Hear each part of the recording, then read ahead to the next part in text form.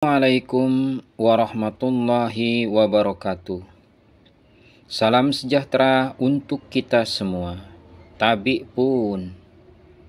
Perkenalkan, saya Ahmad Sukri SPD, calon guru penggerak Angkatan 7 yang bertugas di SDN 1 Tanjung Harapan, Kecamatan Anak Tuha, Kabupaten Lampung Tengah, Provinsi Lampung. Kali ini saya akan menggambarkan pemikiran filosofis Ki Hajar Dewantara sesuai dengan pengetahuan dan pengalaman yang saya peroleh.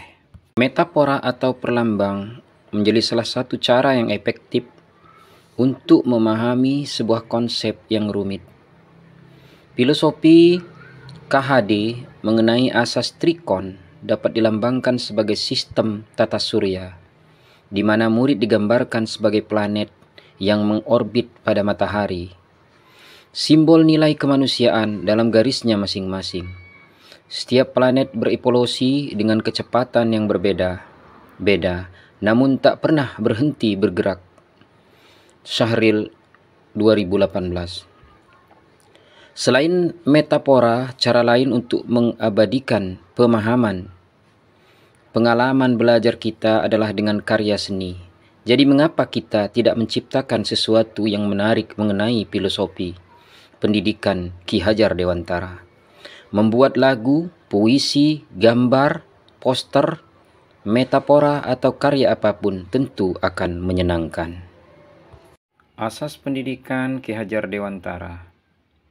Ki Hajar Dewantara membedakan kata pendidikan dan pengajaran dalam memahami arti dan tujuan pendidikan. Menurut Ki Hajar Dewantara, pengajaran under which adalah bagian dari pendidikan. Pengajaran merupakan proses pendidikan dalam memberi ilmu atau berfaedah untuk kecakapan hidup anak secara lahir dan batin. Sedangkan pendidikan offending memberi tuntunan terhadap segala kekuatan kodrat yang dimiliki anak-anak, ia mampu mencapai keselamatan dan kebahagiaan yang setinggi-tingginya, baik sebagai seorang manusia maupun sebagai anggota masyarakat. Jadi menurut Ki Hajar Dewantara, pendidikan dan pengajaran merupakan usaha persiapan dan persediaan untuk segala kepentingan hidup manusia, baik dalam hidup bermasyarakat maupun hidup berbudaya dalam arti yang seluas-luasnya. Pendidikan adalah tempat persemian benih-benih kebudayaan dalam masyarakat. Ki Hajar Dewantara memiliki keyakinan bahwa untuk menciptakan manusia Indonesia yang beradab, maka pendidikan menjadi salah satu kunci utama untuk mencapainya. Pendidikan dapat menjadi ruang berlatih dan bertumbuhnya nilai-nilai kemanusiaan yang dapat diteruskan atau diwariskan. Dasar-dasar pendidikan. Ki Hajar menjelaskan bahwa tujuan pendidikan yaitu menuntun segala kodrat yang ada pada anak-anak, agar mereka dapat mencapai keselamatan dan kebahagiaan yang setinggi-tingginya, baik sebagai manusia maupun sebagai anggota masyarakat. Oleh sebab itu, pendidikan itu hanya dapat menuntun tumbuh atau hidupnya kekuatan kodrat yang ada pada anak-anak, agar dapat memperbaiki lakunya, bukan dasarnya, hidup dan tumbuhnya kekuatan kodrat anak. Dalam menuntun laku dan pertumbuhan kodrat anak, Ki Hajar Dewantara mengibaratkan peran pendidik seperti seorang petani atau tukang kebun. Anak-anak itu seperti biji tumbuhan yang disemai dan ditanam oleh Pak Tani atau Pak Tukang Kebun di lahan yang telah disediakan. Anak-anak itu bagaikan bulir-bulir jagung yang ditanam.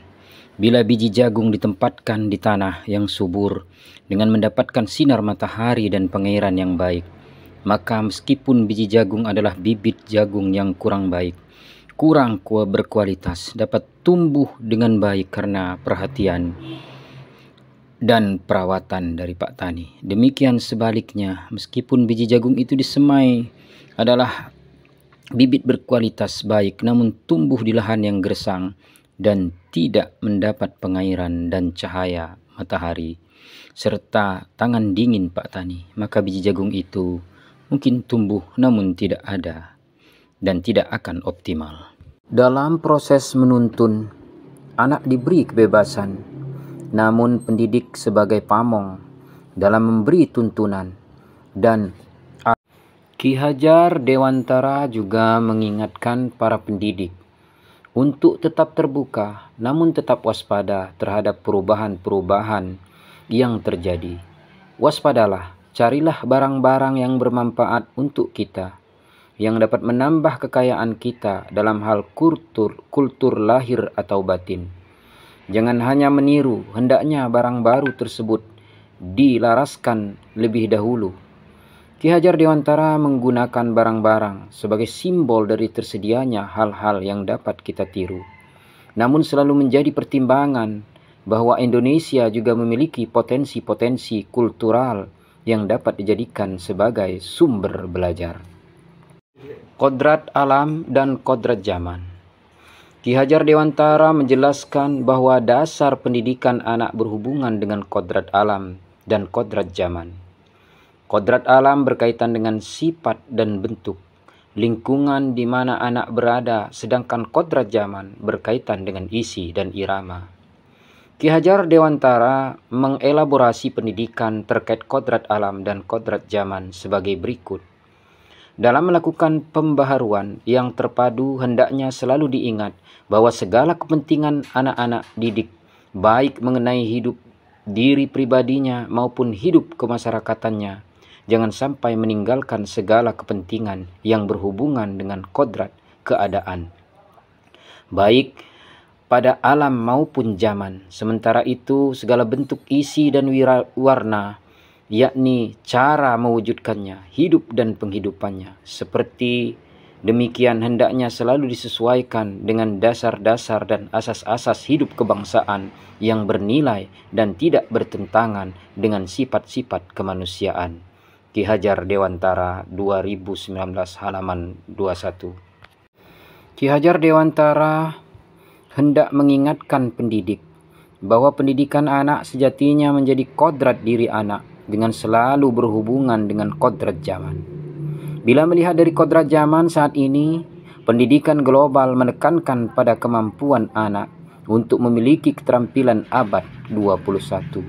Dengan melihat kodrat anak Indonesia, sesungguhnya Ki Hajar Dewantara mengingatkan juga bahwa pengaruh dari luar tetap harus disaring dengan tetap mengutamakan kearifan lokal budaya Indonesia. Oleh sebab itu, isi dan irama yang dimaksudkan oleh Ki Hajar Dewantara adalah muatan atau konten pengetahuan yang diadopsi sejatinya tidak bertentangan dengan nilai-nilai kemanusiaan. Ki Hajar Dewantara menegaskan juga bahwa didiklah anak-anak dengan cara yang sesuai dengan tuntunan alam dan zamannya sendiri. Budi pekerti. Menurut Ki Hajar Dewantara, budi pekerti atau watak atau karakter merupakan perpaduan antara gerak, pikiran, perasaan, dan kehendak atau kemauan sehingga menimbulkan tenaga. Budi pekerti juga dapat diartikan sebagai perpaduan antara cipta, kognitif, karsa, efektif sehingga menciptakan karya psikomotor. Sedih merupakan perpaduan harmonis antara cipta dan karsa. Demikian pula bahagia. Lebih lanjut, Ki Hajar Dewantara menjelaskan, keluarga menjadi tempat yang utama dan paling baik untuk melatih pendidikan sosial dan karakter.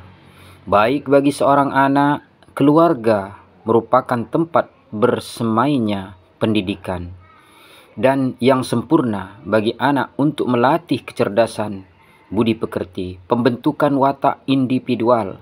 Keluarga juga menjadi ruang untuk mempersiapkan hidup anak dalam bermasyarakat dibanding dengan pusat pendidikan lainnya. Alam keluarga menjadi ruang bagi anak untuk mendapatkan teladan, tuntunan, pengajaran dari orang tua. keluarga juga dapat menjadi tempat untuk berinteraksi sosial antara kakak dan adik, sehingga kemandirian dapat tercipta karena anak-anak saling belajar antara satu dengan yang lain dalam menyelesaikan persoalan yang mereka hadapi. Oleh sebab itu, peran orang tua sebagai guru, panutan, dan pemberani teladan menjadi sangat penting dalam pertumbuhan karakter baik anak. Pendidikan anak sejatinya menuntut anak mencapai kekuatan kodratnya. Di era digitalisasi, anak lebih cenderung bersifat individualis dan mudah terpengaruh budaya barat. Guru harus mampu menggunakan keterampilan abad 21. Pendidikan akan berjalan dengan optimal jika trisentra saling dukung satu sama lain. Trisentra itu terdiri dari: 1. Lingkungan rumah atau alam keluarga. Yang kedua, lingkungan pendidikan, alam sekolah. Yang ketiga, lingkungan sebaya, alam pergaulan. Sebagai kesimpulan daripada pemikiran filosofis Ki Hajar Dewantara, sesuai dengan pengetahuan dan pengalaman saya, 3 asas Ki Hajar Dewantara yang harus kita implementasikan di dalam dunia pendidikan. Yang pertama, kontinuitas. Yang kedua, konvergensi. Dan yang ketiga, konsentris. Peran guru sebagai pengajar dan pendidik tentunya sangat relevan dengan semboyan yang sangat terkenal dari dahulu hingga kini, yang dalam bahasanya berbunyi sebagai berikut. Ing ngarso sung tulodo, memberikan teladan di depan. Ing madio mangun karso, di tengah membangun semangat. Tutwuri handayani, memberikan dorongan dari belakang. Baiklah teman-teman guru yang hebat, itulah tadi pemikiran filosofis Ki Hajar Dewantara sesuai dengan pengalaman dan pengetahuan yang saya dapatkan. Saat ini semoga berkenan, mohon maaf jika ada kesalahan. Saya akhiri, wassalamualaikum warahmatullahi wabarakatuh. Tabi pun.